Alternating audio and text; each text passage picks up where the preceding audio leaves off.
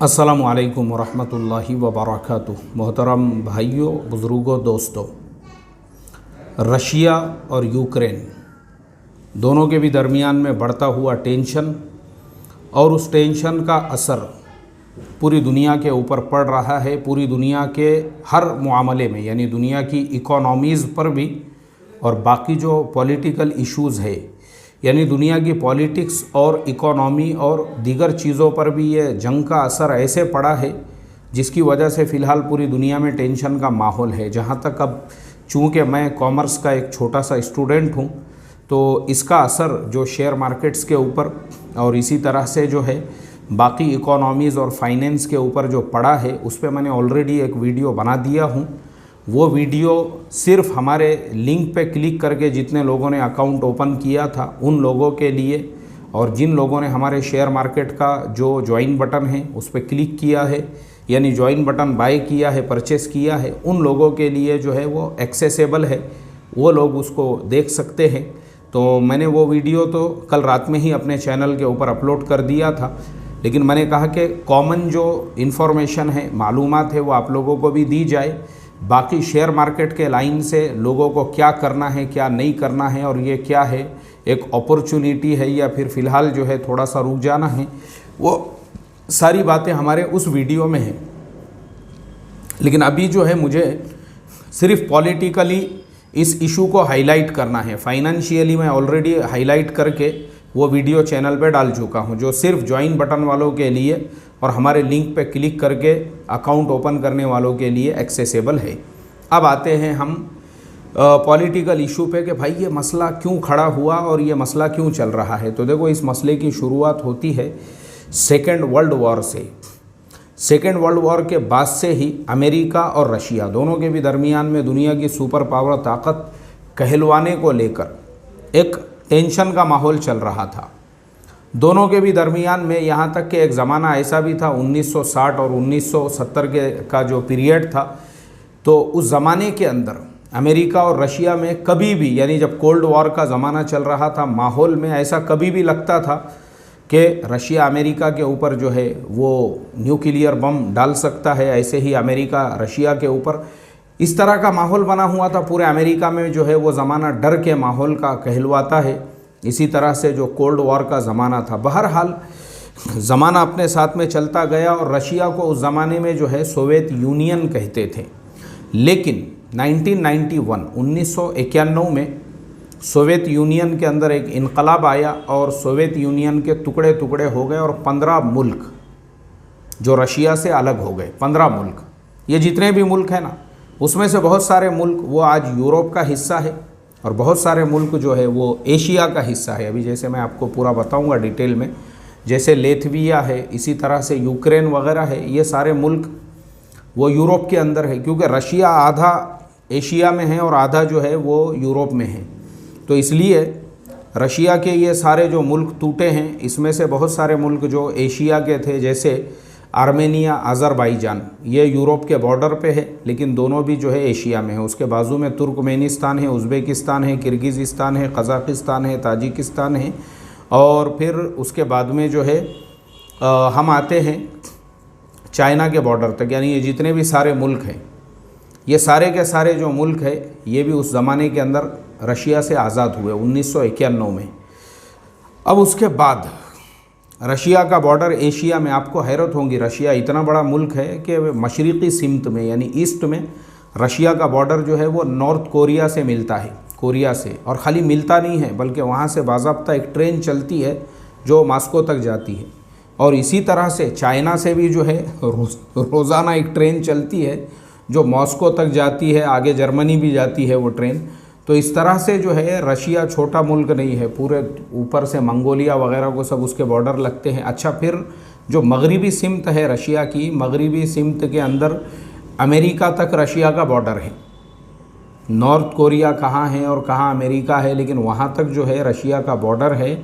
और अमेरिका और रशिया के दरमियान में सिर्फ एक छोटा सा पानी का एक कैनॉल है, अगर उसको भर दिया जाए तो वो भी मिलेंगे। वैसे उस कैनॉल में भी जो है कुछ जजीरे ऐसे हैं, ये जजीरा जो है अमेरिका में है और ये जजीरा जो है वो रशिया में है, दोनों आमने सामने ही है एक दूसरे के। तो रशिया इतना बड़ा मुल्क है एक ज़माने में इतनी बड़ी ताकत हुआ करती थी, लेकिन उसके बावजूद 15 मुल्क जो रशिया से अलग हो गए, उसमें से अक्सर जो मुल्क है वो मीडियम है, या जिसे हम लोग कहेंगे मिडल क्लास है, तो कोई हर्ज नहीं है। लेकिन कुछ मुल्क जो यूरोप से जुड़े हुए, जैसे सिर्फ मैं यूक्रेन की मिसाल दूंगा, यूक्रेन रशिया से भी ज़्यादा अमीर मुल्क बन चुका है। यूक्रेन की जो इकोनॉमी है बहुत ज़्यादा स्ट्रॉन्ग है। यूक्रेन जो है वो यूरोपियन यूनियन का भी हिस्सा है। इसी तरह से यूक्रेन जो है अब उसको नेटो जो देश है, नेटो यानी जो, जिसे मैं मोटी ज़ुबान में अगर आपको कहूँ तो सफ़े अव्वल के जो अकाबिर होते हैं, अकाबिरीन, यानी वो अकाबिर में जो है यूक्रेन को लेने की बात चल रही है कि भाई यूक्रेन को जो है, यानी अमेरिका उसको उस मकाम पे पहुंचाना चाहता है जहां पे आज अमेरिका है, जर्मनी है और यूके है, जापान है, रशिया है। यानी रशिया को गुस्सा इस चीज़ का है कि जो मेरा शागिर्द था और मेरा मुरीद था वो पीर साहब से भी ज़्यादा आगे क्यों बढ़ रहा है। उसका मकाम और मर्तबा पीर साहब से भी आगे निकलने का चक्कर है। तो इसके लिए फिर एक काम करो, अभी मुरीद को जो है दबाओ, उसको नीचे, उसकी पोजीशन को घटाओ, उसके मकाम और मर्तबे को घटाओ। तो इसके लिए रशिया ने क्या किया, पहले तो यूक्रेन का एक हिस्सा था उसको क्रीमिया कहते हैं, 2014 में उसके ऊपर अटैक किया, हमला किया, उसको अपने कब्ज़े में ले लिया। उसके बाद में अभी रशिया से यूक्रेन का और कुछ हिस्सा मिलता है जो यूक्रेन का मशरिकी और रशिया का मगरिबी हिस्सा है। यानी रशिया ने उसके ऊपर अभी ऑलरेडी आर्मी जो है वहाँ भेज दी हुई है। 1.25 लाख आर्मी जो है रशिया की वो फ़िलहाल यूक्रेन के उस पूरे हिस्से को घेर कर खड़ी है।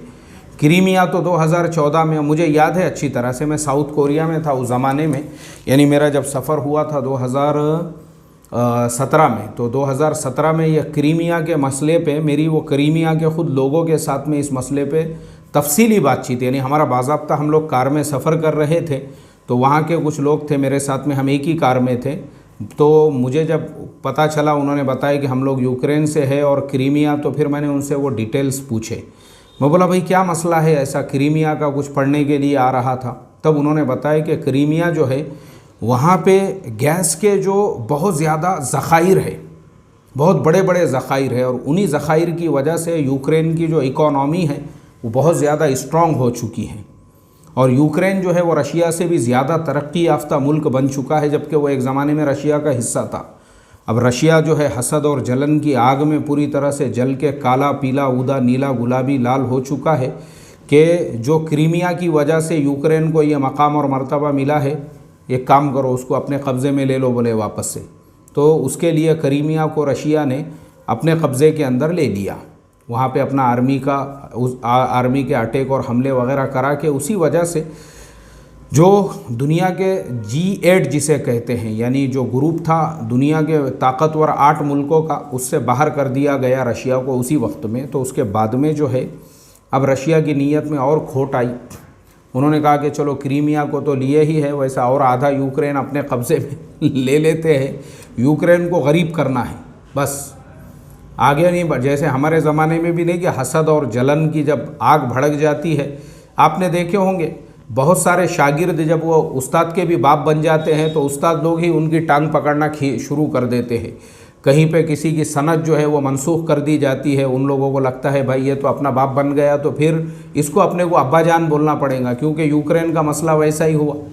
यूक्रेन अगर नेटो देशों का हिस्सा बन जाता है, यानी उसको नेटो में ले लेते हैं, क्योंकि आज जो है पूरा अमेरिका यूक्रेन के साथ खड़ा है, यूक्रेन इतना ताकतवर मुल्क बन चुका है, तो रशिया को वो देखे नहीं जा रहा है। तो यूक्रेन को कमज़ोर करने के लिए उसका जो दर्जा है वो ख़त्म किया जाए यूरोपियन यूनियन का, उसको अपने कब्ज़े में अगर लेंगे तो वो यूरोपियन यूनियन का सवाल ही नहीं पैदा होता उसके बाद में फिर। तो इसके लिए अब क्या हो चुका है कि रशिया की तरफ से, जहाँ पे दुनिया के बड़े बड़े मुल्क हैं, अब देखो रशिया की जो आबादी है ना, रशिया की आबादी है सिर्फ 14.5 करोड़।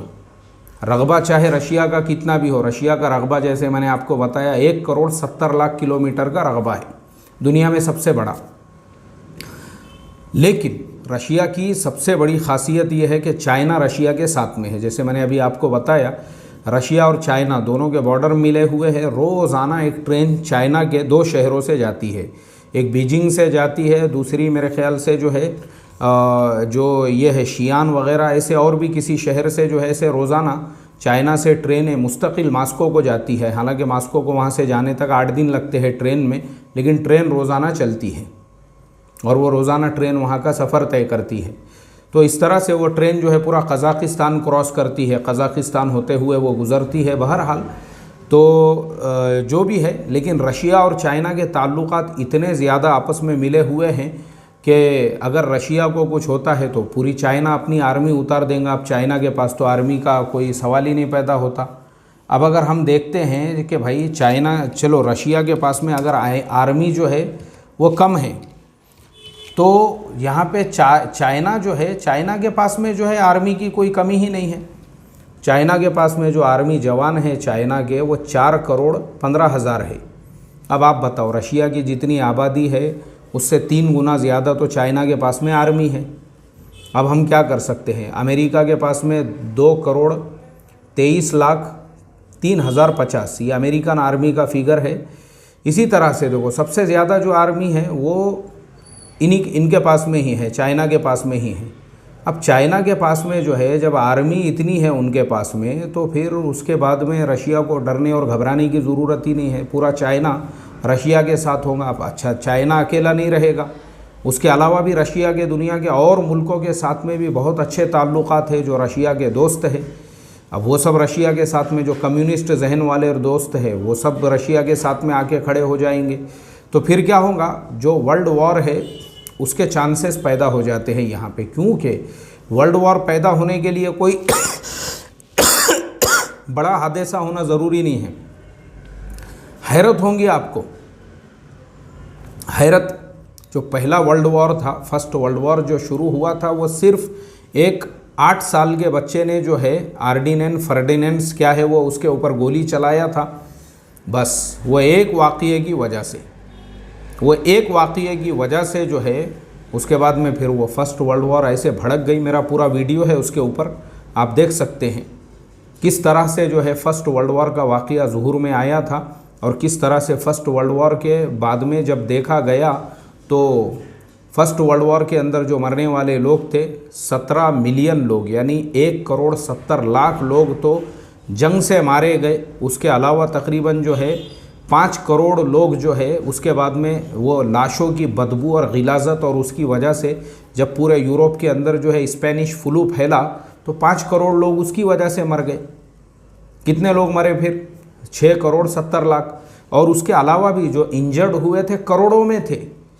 यानी यूरोप की जो आबादी है ना, यूरोप की आबादी तकरीबन 10% आबादी पहले जंग अजीम यानी फर्स्ट वर्ल्ड वॉर की वजह से ख़त्म हो चुकी थी आपस की दुश्मनियों में, क्योंकि ये यूरोप के जो मुल्क है पूरी दुनिया को जो तहज़ीब व तमद्दुन बताते हैं उन लोगों में आपस में भी बहुत दुश्मनियाँ हैं। तो इसके लिए बहरहाल ये अलग टॉपिक है, मैं ये सारे टॉपिक पहले ले चुका हूँ, वो सब चैनल के ऊपर है मेरे। लेकिन अभी मुझे सिर्फ आपको इतना बताने का है कि ये जंग क्यों ऐसे हालात बने हैं। तो वो इसलिए बने हैं क्योंकि रशिया की नीयत में बिगाड़ आया।